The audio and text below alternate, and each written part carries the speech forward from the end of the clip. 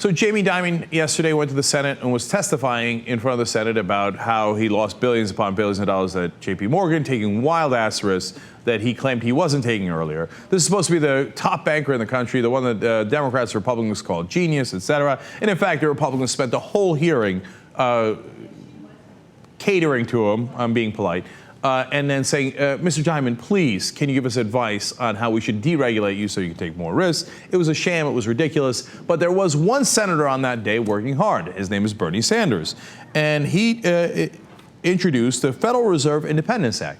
Now, this is very interesting because a lot of people don't know how the Federal Reserve works. Well, what happens is the Federal Reserve is actually one of these awful quasi-private public groups. And so there's this feeling of like, well, the Federal Reserve is part of the government, right? I mean, the president appoints the chairman of the Federal Reserve. And so obviously it has something to do with the government. And they print our money. So that's enormously important. One of the most important things that could possibly happen within our government, right? It's the biggest power you can have almost. And so what a lot of people don't know is that the board on the Federal Reserve in the local level and then in the National Federal Reserve is filled out by the banks. No, but wait a minute. They give loans to the tune of trillions of dollars with U.S. currency they're printing to those same banks. Do you think that might be a little bit of a conflict of interest? Say it along with me. And this is basically what Bernie Sanders was shouting yesterday in the Senate. Of course that's a conflict of interest. To give you a sense of the scale of the conflict of interest, for example, Jamie Dimon was on the board of the Federal Reserve, but he's the CEO of JPMorgan, one of the largest banks in the country and in the world. In fact, the Federal Reserve, in their infinite wisdom, decided to give JPMorgan $391 billion of emergency Fed funds, and they were serving as a clearinghouse for the emergency lending program. That's point one. Point two, they also got $29 billion to finance their acquisition of Bear Stearns. Now, I'm not sure you wanted to buy Bear Stearns, but could you do it? No. Did JPMorgan have the money for it? No. They just go to the Federal Reserve, which they're on the board of, and they go, hey, why don't you give me $29 billion? I'd like to buy that thing.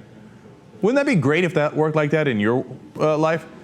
Like, oh, okay, I'm on the board of GM, so I decided that I'm going to buy all these cars. I don't have the money, but the board of Fed gave it to me. GM gave it to me. I mean, it makes no sense. It's like the most obvious conflict of interest of all time. And then, of course, JPMorgan Chase also had an 18-month exemption from risk-based leverage and capital requirements, ones that, of course, could have helped them avoid the disaster of losing those billions of dollars recently, right? But they got an exemption. Why? Because Jamie Dimon was on the board and he decided, yeah, I'd like to give myself an exemption. I'd also like to give myself $391 billion to play around with and then hopefully give back to the Fed at a later date after I've made a tremendous amount of money off of it. Right? You can't lose this way. But he's not alone. As you know, Bernie Sanders points out, there's Stephen Friedman, who was on the board of Goldman Sachs at the same time that he was on the board of the Federal Reserve. And at the Federal Reserve, they decided, hey, you know what? Why don't we make Goldman Sachs a bank holding company so they can get the same cheap loans from the Federal Reserve, which then helps Friedman make a ton of money. In fact, Friedman is buying Goldman Sachs stocks at the same time that he's giving Goldman Sachs this enormous advantage by allowing them to borrow money at nearly 0% interest rate by turning them technically into not just an investment bank, but as I explained to you, a bank holding company, right?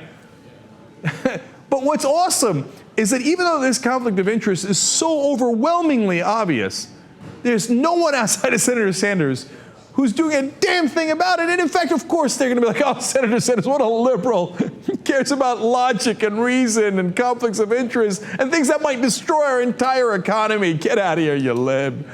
So there'll be no action taken on this. In fact, another guy he points out is the CEO of GE, Jeff Immelt.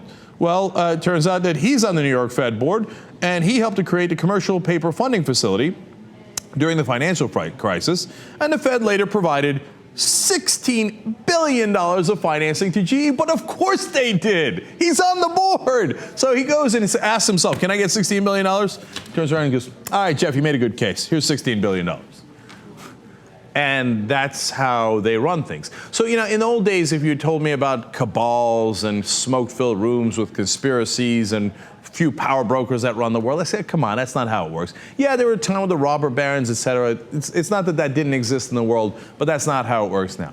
But you know what? It's actually pretty close to working that way now.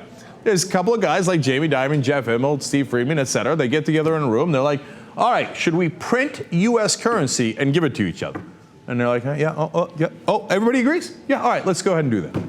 So Sanders' legislation would do something incredibly simple, saying, hey, can we make sure that the people that sit on the Federal Reserve boards are independent and do not give to their own banks?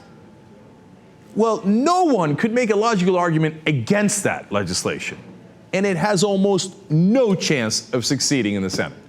Because our senators don't represent us. They don't care about logic, what's reasonable, what makes sense. All they care about is who's paying me. And it turns out, shockingly enough, it's Jamie Dimon, Steve Friedman, Jeff Immelt, et cetera. Jeff Immelt is the top advisor for President Obama on the Democratic side for creating jobs, as GE ships off tens of thousands of jobs overseas. It's a joke. It's a joke on the American people. Jamie Dimon has given $55,000 to the same senators who were questioning him yesterday. Gee, I wonder why they took it easy on him.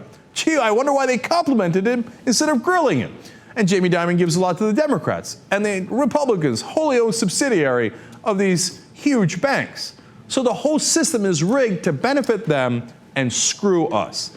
And so when people like Bernie Sanders points that out, that's why he's isolated in Washington and considered, fringe. Like, oh, what a crazy guy. He's actually representing his citizens. What a fringe player in Washington. That's obviously never going to work. That's the sorry state of American government today.